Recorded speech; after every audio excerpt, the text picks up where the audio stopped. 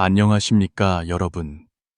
한 사람의 운명은 결국 자신의 손에 달려 있는 것일까요? 아니면 이미 오래전에 정해진 것일까요? 왜 사람들은 막막하고 길을 잃었다고 느낄 때 운명학을 찾아 미래에 대한 답을 구하려 하는 걸까요? 도대체 운명학에는 어떤 신비로운 점이 있기에 사람들이 기꺼이 믿고 심지어 운명을 바꾸기 위해 어떤 대가도 치르려 하는 것일까요? 과연 우리는 운명학을 통해 진정으로 삶을 바꿀 수 있을까요? 일상생활에서 우리는 길거리나 골목 혹은 절마당에서 점쟁이들을 흔히 볼 수 있습니다. 신비로운 색채로 가득한 이 직업은 이제 돈벌이 수단이 되었습니다. 삶이 뜻대로 되지 않고 학업에 어려움이 있으며 일이 막힐 때 사람들은 종종 점쟁이를 찾아가 길을 안내해 달라고 합니다. 점술에 대해 이야기할 때 사람들이 가장 궁금해하는 것은 점쟁이의 말이 맞느냐 아니면 단지 사람을 속이기 위한 심리적 암시냐 하는 것입니다. 설령 우리가 점쟁이의 말을 믿고 미래의 운명을 알게 된다 하더라도 과연 그것을 바꿀 능력이 있을까요? 이제 이 주제에 대해 함께 토론해 봅시다. 한 사람의 미래 운명은 과연 정해져 있는 것인지, 그리고 역술가들이 결코 말해주지 않는 천기와 진실을 밝혀보겠습니다. 이것은 당신이 운명을 바꾸는 최고의 비법을 온전히 듣게 될 첫 번째 기회이며, 심지어 삶의 진실에 대한 비밀을 탐험하는 계기가 될 것입니다. 이어지는 내용은 다소 길지만 부디 끝까지 봐주시길 바랍니다. 이는 당신의 앞으로의 인생길에 큰 도움이 될 것이며 심지어 운명 전체를 바꿀 수도 있습니다. 그러니 잠시 하던 일을 내려놓고 진지하게 들어주시기 바랍니다. 제1부, 뿌린 대로 거두리라. 왜 운명을 점칠 수 있을까요? 하늘에는 인간의 선악을 심판하여 그들의 운명을 결정하는 사법기관이 있습니다. 간단히 말해 하늘이 우리의 운명을 결정하고 있는 것입니다. 하늘은 어떻게 운명을 결정할까요? 전생의 선악에 따라 이생의 운명을 정합니다. 인과응보는 한치의 오차도 없이 정확합니다. 전생의 원인을 알고 싶다면 이생에서 받는 것을 보십시오. 내생의 결과를 알고 싶다면 현재 우리가 하고 있는 것을 보십시오. 다시 말해 전생에 무슨 씨앗을 뿌렸느냐에 따라 이생에서 그 열매를 거두고 이생에 무슨 씨앗을 뿌리느냐에 따라 내생에 그 열매를 거두게 됩니다. 선한 씨앗을 뿌리면 선한 열매를 거둡니다. 전생에 많은 선행을 한 사람은 이생에서 좋은 보답을 받아 하는 일마다 순조롭고 모든 일이 뜻대로 이루어집니다. 악한 씨앗을 뿌리면 악한 열매를 거둡니다. 전생에 많은 잘못을 저지른 사람은 이생에서 나쁜 과보를 받아 하는 일마다 어려움을 겪고 심지어 평생 불운하며 가난 속에서 살게 됩니다. 그러므로 각자의 운명은 모두 자신이 만든 것입니다. 뿌린 대로 거두는 것입니다. 이생의 선악에 따라 복과 수명을 더하거나 뺍니다. 태상가문편에 따르면 천지에는 신령이 있어 사람의 모든 잘못을 기록하고 그 경중에 따라 수명을 깎는다고 합니다. 수명이 깎인 사람은 재앙을 만나기 쉽고 사람들이 멀리하며 하는 일마다 순조롭지 못합니다. 복이 다하면 재앙이 닥치고 심지어 요절하기도 합니다. 경전에는 분명히 기록되어 있습니다. 한 가지 선한 생각도 신령이 이미 알고 한평생의 선행도 신령이 모두 기록합니다. 매일 감시하고 매달 통계를 냅니다. 신들은 삼관천정에 보고하여 복과 수명, 수명의 증감, 부귀영화를 결정합니다. 북두는 생사를 관장하고 남두는 수명을 기록하며 동두는 승진을 주관하고 서두는 빛을 비추는 일을 맡습니다. 모든 부귀영화는 신들이 분담하여 실행합니다.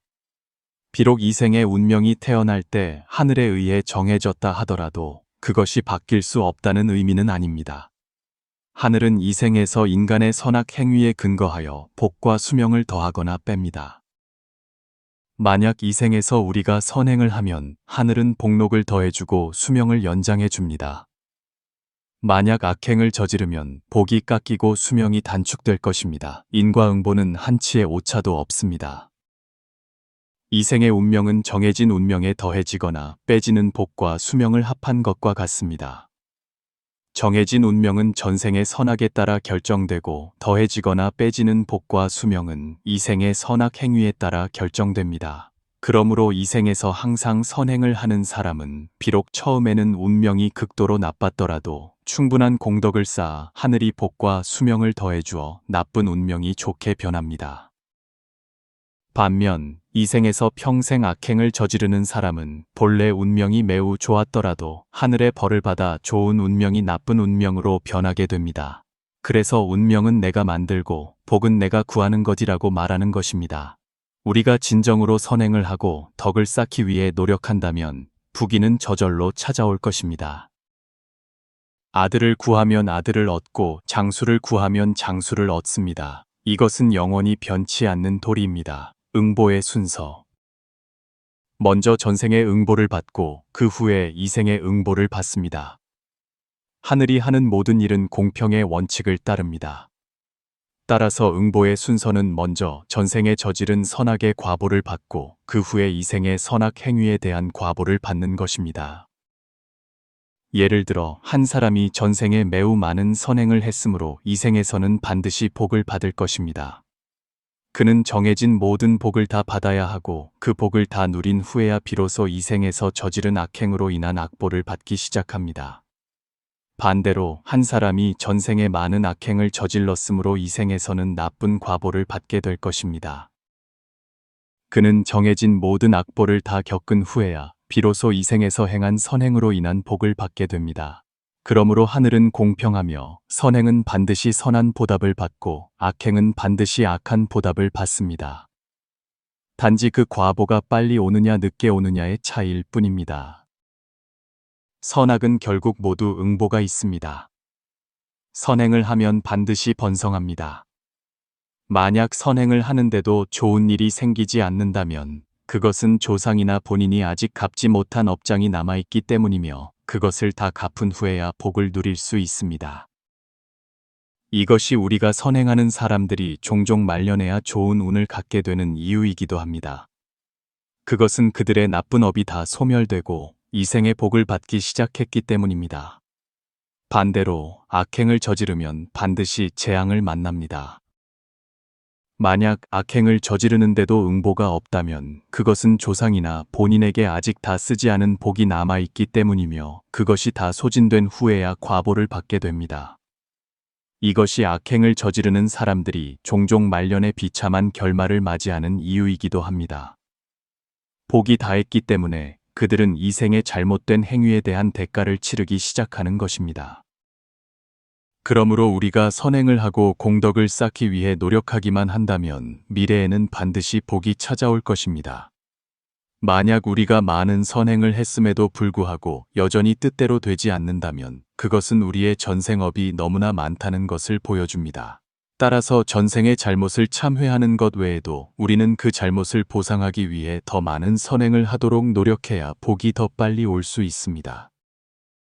만약 우리가 선행을 하고 즉시 감응을 받는다면 그것은 하늘이 자비로워 우리에게 일찍 복을 누리게 해주거나 중한 것을 가볍게 만들어준다는 것을 의미합니다. 그러므로 하늘의 자비에 감사하는 것 외에도 우리는 그 은혜에 보답하기 위해 더욱 적극적으로 선행을 해야 합니다. 다음은 뿌린 대로 거둔다는 것입니다. 화엄경에는 10가지 악업을 지으면 무서운 과보를 받는다고 기록되어 있습니다. 생명을 해치면 요절하고 병이 많습니다. 도둑질을 하면 가난하고 재물은 다른 사람과 함께 쓰게 되어 자신의 재산을 마음대로 할 수 없습니다. 사음, 액시의 애을 하면 아내가 정숙하지 않고 가족이 어질지 않으며 가정생활이 뜻대로 되지 않고 자주 반대에 부딪힙니다. 거짓말을 하면 늘 과보를 받거나 사기를 당합니다. 교묘한 말을 자주 하는 사람은 그 말을 아무도 믿지 않고 말이 분명하지 않습니다. 이간질하는 사람은 친구와 친척이 떠나고 가족이 멀어집니다. 악담을 하는 사람은 늘 듣기 싫은 소리를 듣고 소송이나 분쟁에 휘말리기 쉽습니다. 탐욕스러운 자는 탐욕이 끝이 없고 바라는 것은 늘 부족하거나 결코 만족하지 못합니다. 성내는 자는 다른 사람에게 비난과 비판을 받기 쉽고 결점이 항상 번뇌와 상처를 줍니다. 어리석은 자는 지혜가 없는 가정에서 태어나고 마음이 좁고 정직하지 못합니다. 우리의 운명은 바로 자신이 만드는 것입니다. 태상가문편에 따르면 화와 복에는 정해진 문이 없고 모두 사람이 스스로 불러들이는 것입니다. 하늘이 사람을 단명하게 만드는 것이 아니라 바로 그 사람의 악업이 원인입니다. 그러므로 운명은 바로 자기 자신이 만드는 것이며 하늘은 단지 우리가 선행을 하는지 악행을 하는지에 따라 운명을 정하는 심판자일 뿐입니다. 그래서 운명은 자신이 만드는 것입니다. 우리가 선한 씨앗을 뿌리면 선한 열매를 거둘 것이고 악한 씨앗을 뿌리면 악한 열매를 거둘 것입니다. 그러므로 운명은 우리 자신의 손에 달려 있습니다. 좋은 운명을 가질지 나쁜 운명을 가질지는 모두 각자의 선택에 달려 있습니다. 둘째, 하나의 원인을 심으면 두 개의 과보를 받는다. 하늘이 상을 주거나 벌을 내리는 것은 우리가 만든 선악의 인과에 근거합니다. 만약 우리가 선행을 하면 하늘은 우리가 한 선행에 근거하여 판단한 후 우리에게 복을 내려줍니다. 이것은 우리 자신이 선한 원인을 심었기 때문에 얻는 보상입니다. 하늘의 보상은 우리가 아름답고 부유하며 하는 일마다 순조롭고 모든 일이 뜻대로 이루어지는 좋은 삶을 살게 해줍니다. 반대로 만약 우리가 악행을 저지르면 하늘은 우리가 저지른 악행에 근거하여 판단하고 벌을 내립니다. 이것은 우리 자신이 악한 원인을 심었기 때문에 생기는 과보입니다. 하늘의 벌은 우리의 삶을 고통스럽고 가난하며 병들게 하고 하는 일마다 장애를 만나고 모든 일이 뜻대로 되지 않게 만듭니다. 그러므로 하늘이 상을 주거나 벌을 내리는 것은 전적으로 우리의 선악 행위에 달려 있습니다. 그리고 실제로 그 상과 벌은 모두 자기 자신이 만든 것입니다. 하늘의 상벌 외에도 보이지 않는 세계로부터의 보은이나 보복도 있습니다. 만약 우리가 이전에 누군가를 도왔다면 이 생에서 그들이 우리에게 보답할 기회를 찾을 수 있습니다. 그래서 어떤 사람들은 무슨 일을 하든 흉한 일이 길하게 변하고 항상 귀인의 도움을 받습니다. 그것은 그들이 많은 사람을 도왔고 그 사람들이 이제 돌아와 은혜를 갚고 있기 때문입니다. 반대로 만약 우리가 이전에 다른 사람에게 상처를 주었다면 이 생에서 그들이 보복할 기회를 찾을 수 있습니다.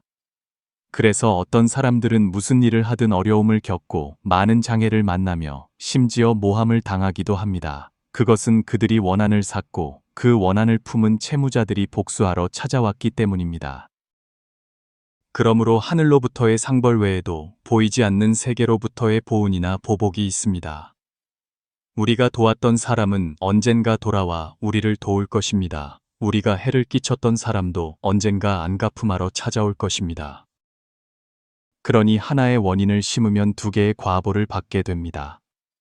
선한 원인을 심으면 하늘의 상을 받고 보이지 않는 세계의 보은을 받습니다. 이 두 가지 보상을 받으면 우리의 삶은 순조로워질 것입니다.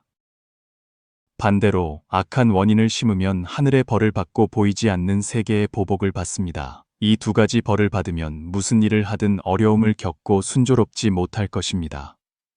보이지 않는 세계, 즉 원한을 품은 업보의 채무자가 복수하러 오는 경우입니다. 보이지 않는 세계가 복수할 때 다음과 같은 현상이 나타날 수 있습니다. 사업 실패, 재정적 어려움, 심지어 법적 소송에 휘말림, 결혼 생활의 불화, 부부싸움, 심지어 제3자의 개입. 나쁜 사람과 어울림, 결혼 정년기가 되어도 결혼하지 못함, 불임, 자녀가 없음.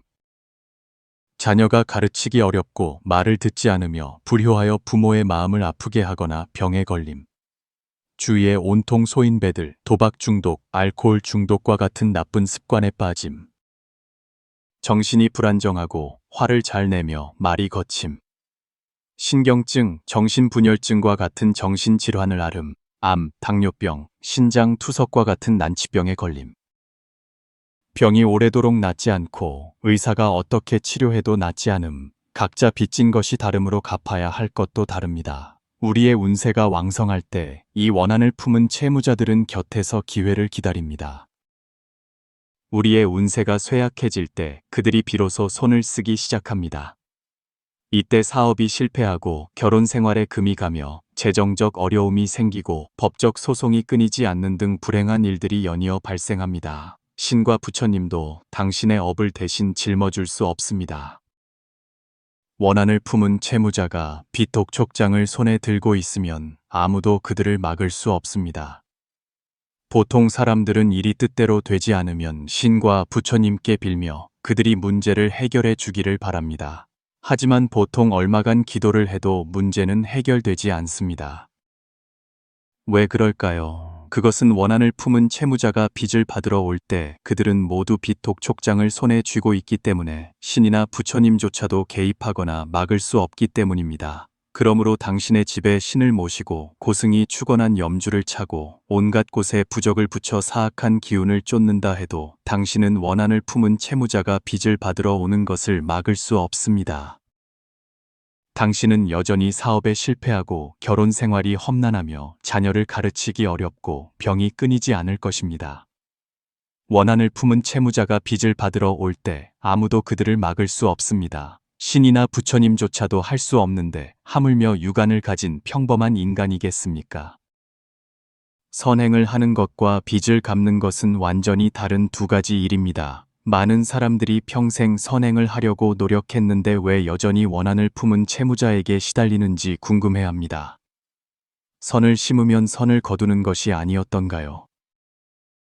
실제로는 선행을 하는 것은 미래를 위해 덕을 쌓고 복을 만드는 것이고 빚을 갚는 것은 다른 사람에게 빚진 것을 갚는 것입니다. 예를 들어 당신이 김 씨를 도운 적이 있으니 언젠가 그가 당신에게 은혜를 갚으러 올 수 있습니다. 이것은 당신이 스스로 쌓은 복입니다. 하지만 당신이 이 씨에게 해를 끼쳤다면 이제 그가 복수하러 왔습니다. 당신이 김 씨를 도왔다고 해서 당신과 이 씨 사이의 원한을 없앨 수 있을까요? 김 씨를 도운 것은 한 가지 일이고 이 씨에게 해를 끼친 것은 다른 일입니다.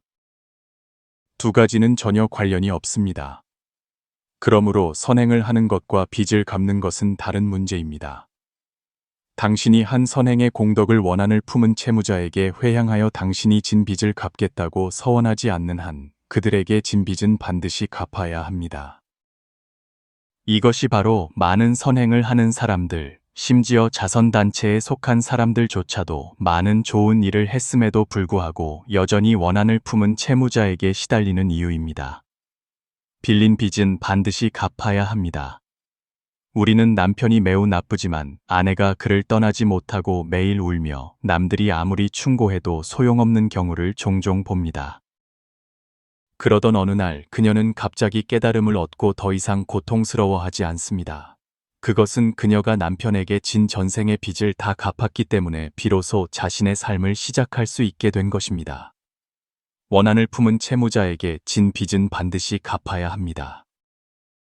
우리가 빚을 모두 갚고 더 이상 그들에게 빚진 것이 없을 때 그들은 더 이상 우리를 찾아오지 않을 것이고 우리는 비로소 더 순탄한 삶을 시작할 수 있습니다. 셋째, 재앙을 소멸하고 악을 풀어 운명을 바꾸는 법, 운명의 작동 방식. 만약 우리가 정해진 운명을 중간 지점으로 본다면 왼쪽은 정해진 운명보다 나쁜 운명이고 오른쪽은 정해진 운명보다 좋은 운명입니다. 양쪽에는 서로 당기는 힘이 있습니다. 왼쪽은 아래로 당기는 힘입니다. 원한을 품은 채무자가 빚을 받으러 올 때 그들은 우리를 뒤로 끌어당겨 우리의 운명을 더 나쁘게 만듭니다. 만약 우리가 계속해서 업을 짓고 나쁜 일을 하면 하늘은 벌을 내려 운명을 더욱 고통스럽게 만듭니다. 오른쪽은 위로 당기는 힘입니다. 만약 우리가 선행을 하면 하늘은 상을 주고 복과 재물을 내려 우리의 운명을 점점 더 좋게 만듭니다. 지금은 현세보의 시대로 인과가 바로 이 생에서 나타나므로 우리가 나쁜 습관을 고치고 악을 버리면 하늘은 상을 주어 우리의 운명이 긍정적으로 변하도록 돕습니다. 그러므로 운명이 정해져 있더라도 좌우의 두 힘이 계속해서 줄다리기를 하기 때문에 우리는 자신의 운명을 바꿀 수 있습니다. 우리의 운명은 바뀔 수 있으며 더 좋아질 수도 있고 더 나빠질 수도 있습니다. 만약 우리가 수행하지 않고 선행을 하지 않는다면 우리의 운명은 더 나쁜 방향으로 기울 것입니다. 왜냐하면 오른쪽에는 당기는 힘이 없으므로 당연히 왼쪽으로 끌려가게 될 것입니다. 게다가 원한을 품은 채무자가 발목을 잡고 거기에 더해 업을 짓는다면 운명은 반드시 매우 나빠질 것입니다. 그러므로 우리가 수행하지 않고 선행을 하지 않으면 운명은 점점 더 나빠질 것입니다. 반대로 우리가 수행하고 선행을 한다면 운명은 더 좋은 방향으로 향할 것입니다. 왜냐하면 오른쪽에 당기는 힘이 있으므로 당연히 운명은 오른쪽으로 기울게 될 것입니다. 게다가 우리가 원한을 품은 채무자 문제를 해결하고 더 이상 업을 짓지 않는다면 우리의 운명은 반드시 매우 좋을 것입니다. 그러므로 우리가 수행하고 선행할 줄 안다면 운명은 점점 더 좋아질 것입니다. 첫 번째 해결 방법, 원한을 품은 채무자와의 원한의 매듭을 푸는 것입니다. 먼저 진심으로 참회하고 원한을 품은 채무자에게 용서를 구해야 합니다.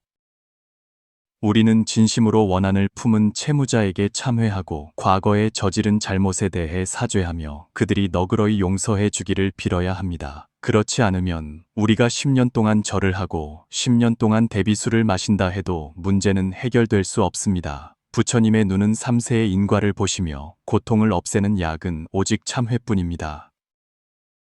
그러므로 우리는 반드시 자신을 낮추고 잘못을 인정해야 합니다. 우리가 진심으로 원한을 품은 채무자에게 참회할 때 그들 마음속에 분노가 가라앉을 수 있고 그들이 우리를 용서할 가능성이 생깁니다. 그러므로 우리는 진심으로 참회해야 합니다. 우리는 부처님께 절을 함으로써 진정한 참회의 마음을 표현하고 절을 하는 행위를 원한을 품은 채무자와의 원한의 매듭을 푸는 시작으로 삼을 수 있습니다. 동시에 잘못을 갚고 원한을 품은 채무자가 고통에서 벗어나 안락을 얻도록 도와야 합니다. 단지 절만 하는 것으로는 충분하지 않습니다. 참회는 단지 그들의 원한을 어느 정도 누그러뜨릴 뿐입니다. 우리는 또한 자신이 저지른 잘못을 보상하기 위해 전력을 다해 속죄해야 합니다. 그래야 원한을 품은 채무자가 우리를 용서할 가능성이 있습니다. 사실 원한을 품은 채무자도 매우 고통스럽습니다. 그들은 어두운 세계에서 고통받고 있으므로 당연히 자신들에게 상처를 준 사람들에게 분노를 터뜨릴 것입니다. 그러므로 우리는 그들을 진심으로 도와 그들이 고통에서 벗어나 안락을 얻도록 해야 합니다. 우리는 원한을 품은 채무자가 편안히 거주하며 수행할 수 있는 곳을 찾아주어 그들이 그곳에서 경전을 듣고 법을 배우며 지혜를 키울 수 있도록 도울 수 있습니다.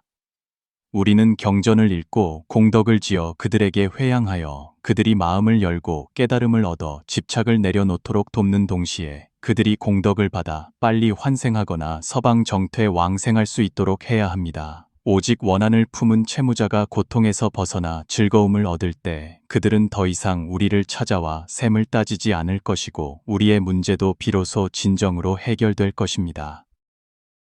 그들이 고통에서 벗어나 즐거움을 얻을 때 우리도 함께 고통에서 벗어나 즐거움을 얻게 될 것입니다. 원한을 품은 채무자가 하루빨리 고통에서 벗어나 안락을 얻도록 계속 노력해야 합니다. 원한을 품은 채무자에게도 업장이 있습니다. 그렇기 때문에 그들이 염라대왕에게 청하여 빚을 받아내고 우리를 찾아와 복수하는 것입니다. 우리가 경전을 읽어 그들에게 회양하는 것은 그들이 마음을 열고 깨달음을 얻어 마음속의 원한을 버리고 집착을 내려놓도록 돕기 위함입니다. 그렇다면 어떤 경전이나 주문을 읽어 원한을 품은 채무자에게 회양해야 할까요? 그것은 대장경, 약사경, 관세음보살 보문품, 금강경, 아미타경, 무량수경, 반야심경, 보현보살 행원품과 같은 경전들입니다. 또한 양황보참, 삼매수참, 약사보참과 같은 참회문, 대비주, 관음보살, 영감진언, 칠불멸죄진언, 정토왕생신주, 능엄주, 육자대명주, 준제주와 같은 주문들, 그리고 나무 아미타불, 나무 관세음보살, 나무 지장보살과 같은 부처님의 명호입니다. 우리는 꾸준히 이렇게 실천해야만 우리의 원한을 품은 채무자들이 하루빨리 고통에서 벗어나 즐거움을 얻도록 도울 수 있습니다.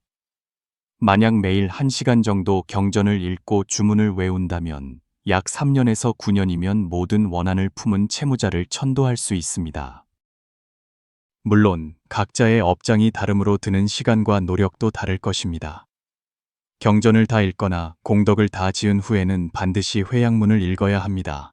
원컨대 이 경전을 읽은 공덕 또는 제가 지은 공덕을 과거와 현재의 여러 생에 걸친 저의 원한을 품은 채무자에게 회양합니다. 원한의 매듭이 풀리기를 기원합니다. 두 번째 해결 방법은 수행하고 더 이상 업을 짓지 않는 것입니다. 만약 우리가 수행하지 않으면 쉽게 업을 짓고 다른 사람에게 상처를 주게 됩니다. 그렇게 되면 한쪽에서는 힘들게 빚을 갚고 있는데 다른 쪽에서는 계속해서 새로운 원한의 채무자를 만들게 됩니다. 그렇게 되면 우리의 빚은 영원히 갚을 수 없고 우리는 결코 평안한 날을 가질 수 없을 것입니다. 게다가 업을 더 지으면 하늘은 또 하나의 죄를 기록할 것입니다. 우리는 계속해서 복과 수명이 줄어들 것이고 운명은 당연히 좋아질 수 없습니다.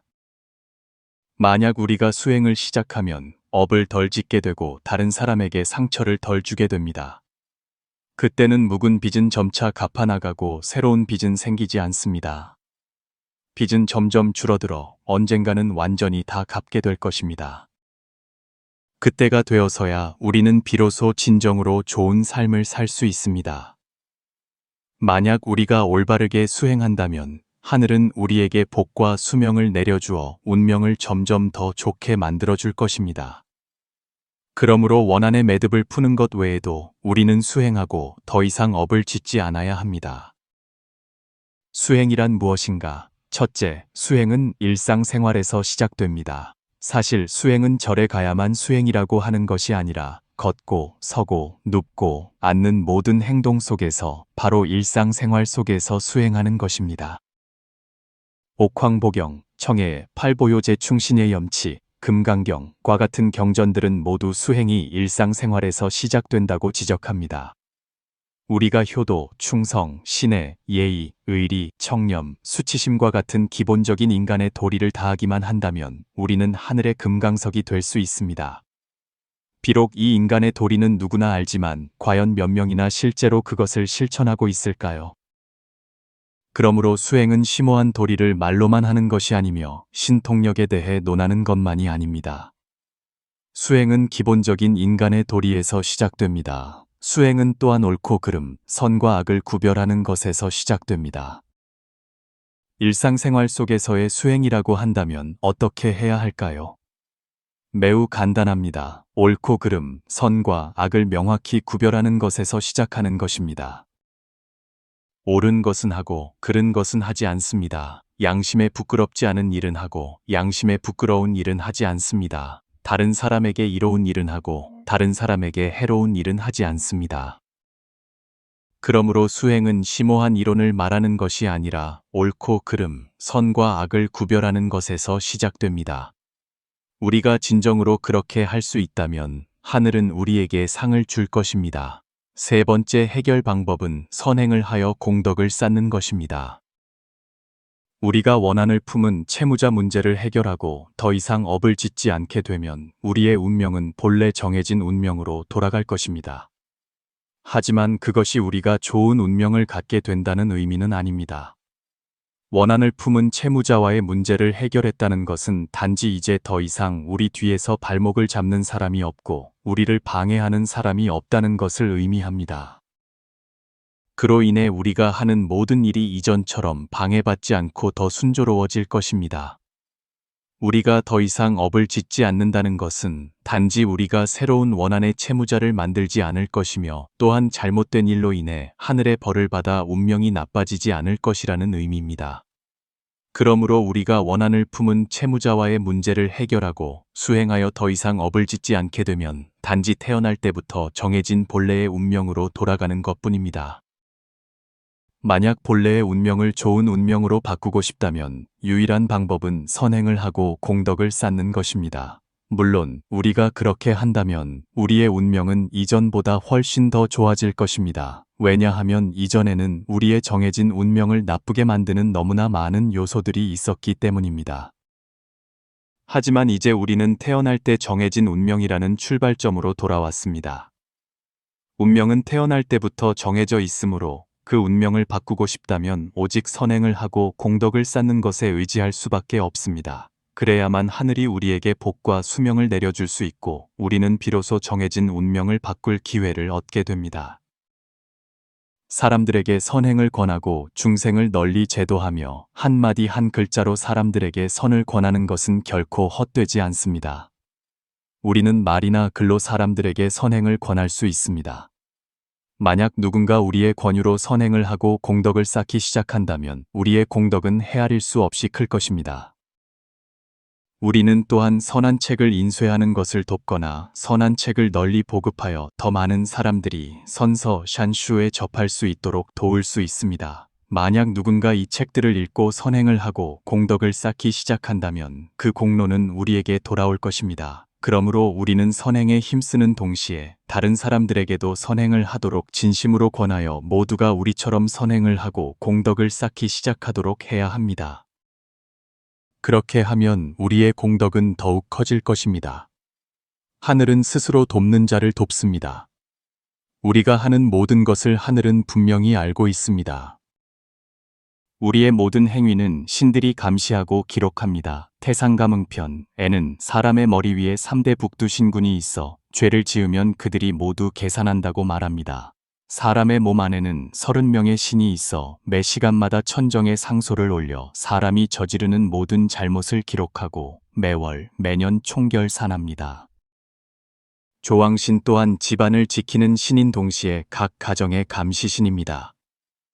사흘에 한 번씩 조왕신이 기록하고 매년 섣달 금음날 12월 24일에 하늘로 올라가 보고합니다.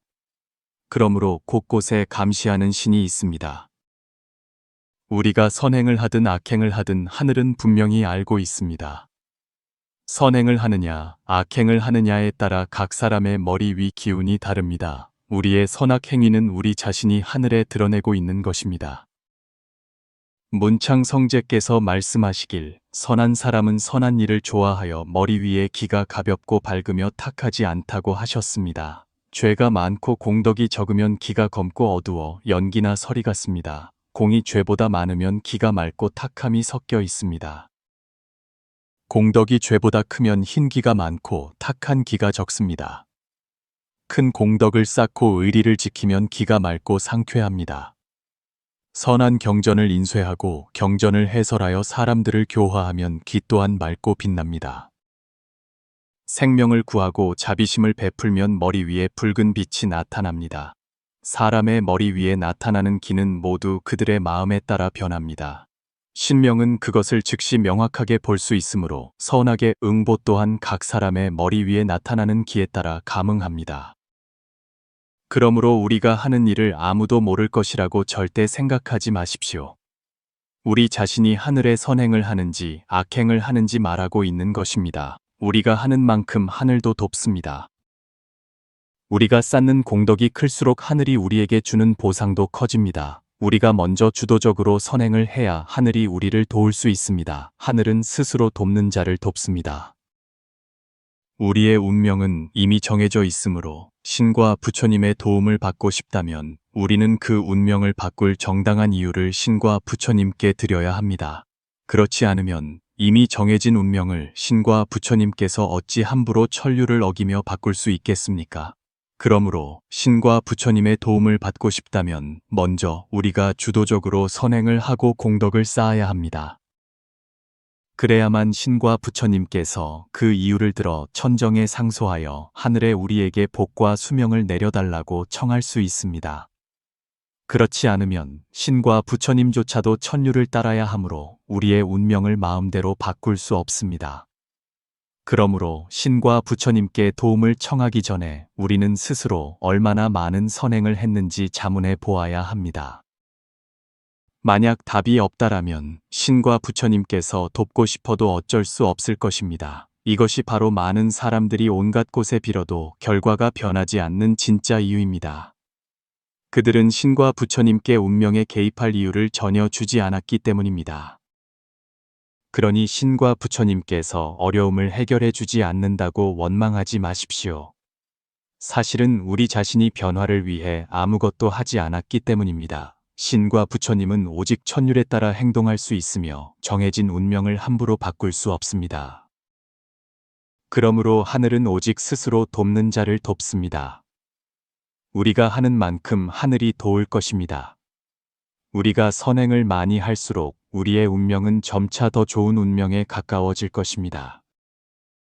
빚은 한 번에 다 갚을 수 없습니다. 사실 우리는 매우 많은 빚을 졌기 때문에 한 번에 다 갚을 수 없습니다. 그렇다면 우리는 얼마나 많은 빚을 갚아야 할까요? 여러 전생에서 온 빚의 총합에 이 생에서 새로 발생한 빚을 더하고 이미 갚은 빚을 뺀 것이 바로 우리가 현재 짊어져야 할 빚입니다. 여러 전생의 빚은 우리가 이 생에서 저 생으로 거듭하며 쌓아온 빚입니다. 첫 번째 생, 두 번째 생, 세 번째 생, 네 번째 생, 다섯 번째 생, 그리고 현재의 생까지 모두 합한 것이 바로 우리가 지고 있는 빚입니다. 우리는 평범한 인간이므로 이 생에서 실수를 저지르고 다른 사람에게 해를 끼치는 것을 피하기 어렵기 때문에 태어난 이후로 계속해서 새로운 빚을 쌓았을 수 있습니다. 현재까지 이미 일부 빚은 갚아졌을 것입니다. 단지 그때 우리가 몰랐을 뿐입니다. 우리는 그것이 불운이라고 생각했지만 사실은 하늘이 원한을 품은 채무자로 하여금 우리를 벌하게 한 것이었습니다. 그래서 지금까지 그 빚의 일부는 갚아진 것입니다. 따라서 여러 전생의 빚 총합에 이 생의 새로운 빚을 더하고 이미 갚은 부분을 뺀 것이 바로 우리가 현재 갚아야 할 빚입니다. 이렇게 많은 양을 어떻게 한 번에 다 갚을 수 있겠습니까? 정해진 운명을 바꾸기 위해 꾸준히 실천하십시오. 첫째, 운명은 쉽게 바뀌지 않습니다. 운명은 우리가 과거에 행한 선악에 근거하여 판정된 결과이므로 바꾸고 싶다고 바꿀 수 있는 것이 아닙니다. 하지만 운명이 정해져 있다고 해서 바꿀 수 없는 것은 아닙니다. 정해진 운명을 바꾸고 싶다면 우리는 선행을 하고 공덕을 쌓는 것을 통해 할 수 있습니다. 우리가 충분히 많은 선행을 하고 충분히 큰 공덕을 쌓으면 하늘은 복과 수명을 내려주어 나쁜 운명을 좋은 운명으로 바꾸도록 도와줄 것입니다. 그러므로 운명은 바꿀 수 없는 것이 아니라 단지 쉽게 바꿀 수 없을 뿐입니다. 우리가 꾸준히 선행을 하고 공덕을 쌓아야만 정해진 운명을 바꿀 가능성이 있습니다. 정해진 운명, 특히 나쁜 운명을 바꾸기 위해 꾸준히 노력하십시오. 공덕을 쌓는 것 외에도 여전히 공덕을 쌓는 것입니다. 우리가 꾸준히 공덕을 쌓기만 한다면 우리는 나쁜 운명을 바꿀 기회를 갖게 될 것입니다. 사람이 하고 있는 것을 하늘이 보고 있습니다. 사람이 하고 있는 것을 원한을 품은 채무자도 보고 있습니다.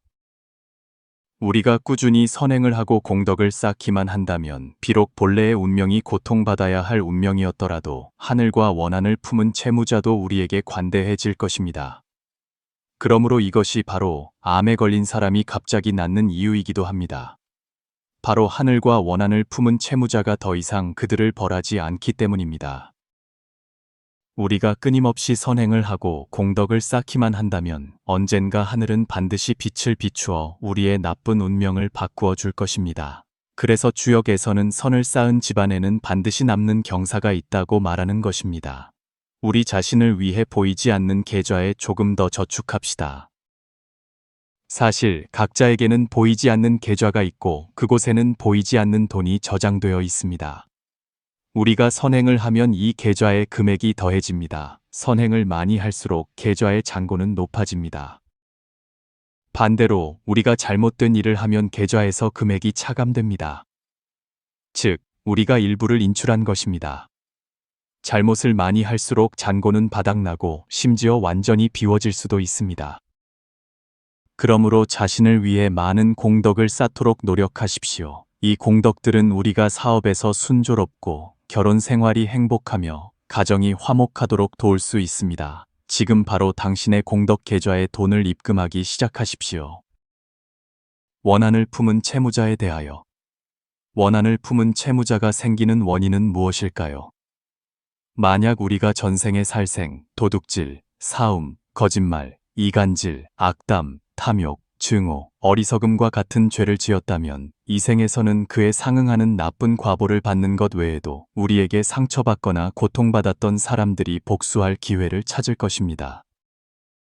그 사람들이 바로 우리의 원한을 품은 채무자입니다.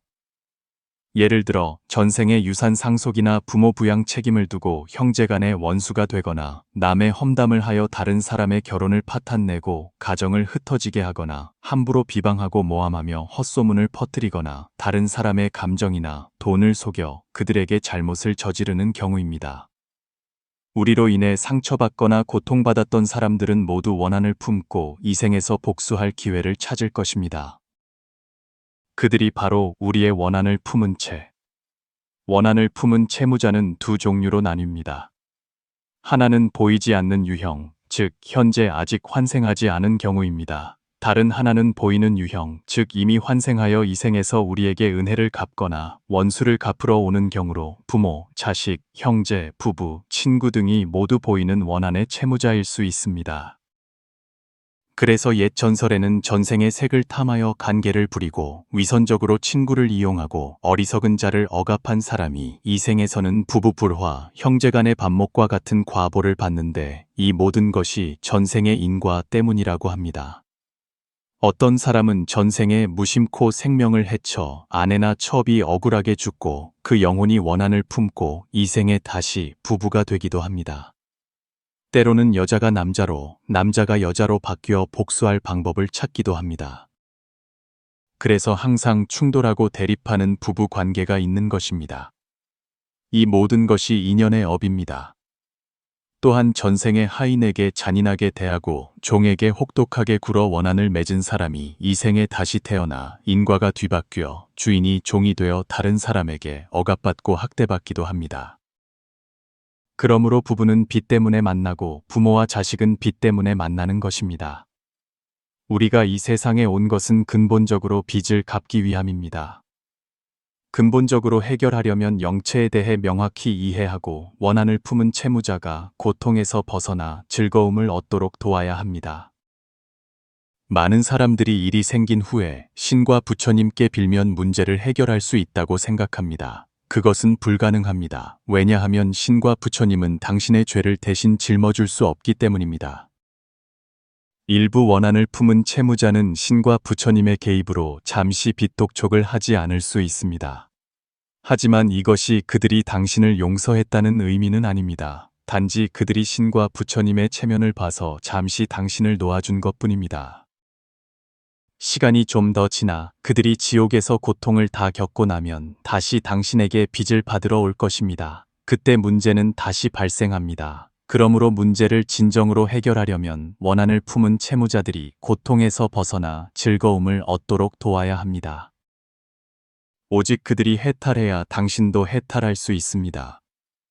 따라서 우리는 반드시 부지런히 경전을 읽고 공덕을 지어 원한을 품은 채무자들에게 회양해야 합니다. 한편으로는 그들이 하루빨리 원한을 버리고 더 이상 우리를 미워하지 않도록 돕고 다른 한편으로는 그들이 하루빨리 공덕을 얻어 신속히 환생하거나 서방 정토에 왕생할 수 있도록 돕는 것입니다.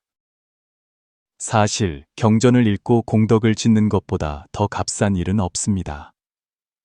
어떤 사람들은 그렇게 많은 경전을 읽고 그렇게 많은 공덕을 그들을 위해 지어야 하는 것이 정말 힘들다고 생각할 수 있습니다. 하지만 잘 생각해 보면 이 일이 정말로 값싸다는 것을 깨닫게 될 것입니다. 원한을 품은 채무자로 인해 암에 걸리고 사업이 실패하며 가정이 파탄나고 자녀가 삐뚤어지는 것에 비하면 단지 몇 편의 경전을 읽고 약간의 공덕을 짓는 것은 너무나 값싼 것이 아닐까요? 그러므로 부지런히 경전을 읽고 공덕을 지어 당신의 원한을 품은 채무자들에게 회양하십시오. 당신은 장애물이 점점 줄어들고 사업이 점점 순조로워지며 결혼 생활이 점점 행복해지는 것을 보게 될 것입니다. 그것이 바로 구하는 대로 얻는 것이 아니겠습니까? 사실 경전을 읽고 공덕을 지어 원한을 품은 채무자에게 회양하는 것은 양쪽 모두에게 이로운 일입니다. 원한을 품은 채무자에게는 그들이 고통에서 벗어나 즐거움을 얻는 데 도움이 되고 우리 자신에게는 이 일이 모든 일을 점점 더 순조롭게 만들어줍니다. 경전을 읽고 공덕을 쌓은 후에는 반드시 회양해야 합니다. 게다가 누구에게 회양하는지 명확히 밝혀야 합니다. 예를 들어 원컨대 이 경전을 읽은 공덕을 과거와 현재의 여러 생에 걸친 저에 또는 특정인의 원한을 품은 채무자에게 회양합니다. 원한의 매듭이 풀리기를 기원합니다. 당신이 누구에게 회양하고 싶은지, 당신의 원한을 품은 채무자인지, 아니면 당신의 가족, 부모, 조상의 원한을 품은 채무자인지 명확히 밝혀야 합니다. 명확하게 말해야만 지명된 원한을 품은 채무자가 이 회양을 받을 수 있습니다. 회양은 저녁에 집에 돌아와서 할 수 있습니다. 집에 돌아온 후 당신이 그날 읽은 모든 경전, 주문, 명호를 차를 타고 가거나 길 위에서 읽었더라도 당신이 지정한 원한을 품은 채무자들에게 회양할 수 있습니다. 사업이 순조롭고 결혼이 원만하기를 기원하십시오. 매일 이 일을 진심으로 하기만 한다면 당신이 바라는 것들이 점차 현실이 되는 것을 보게 될 것입니다. 원컨대 이 공덕으로 불국토를 장엄하고 4가지 깊은 은혜에 보답하며 사막도의 고통을 구제하옵고 만약 보고 듣는 이가 있다면 모두 보리심을 나에게 하소서. 인연 있는 분들 끝까지 봐주셔서 감사합니다. 오늘 이 영상이 당신에게 도움이 되었다면 한마음으로 선을 향하면 반드시 좋은 인연을 맺고 평생 선을 행하면 반드시 좋은 과보를 만난다는 마음을 가져주십시오. 당신이 하루빨리 좋은 결실을 맺고 만사가 뜻대로 되며 행복하고 평안하기를 기원합니다.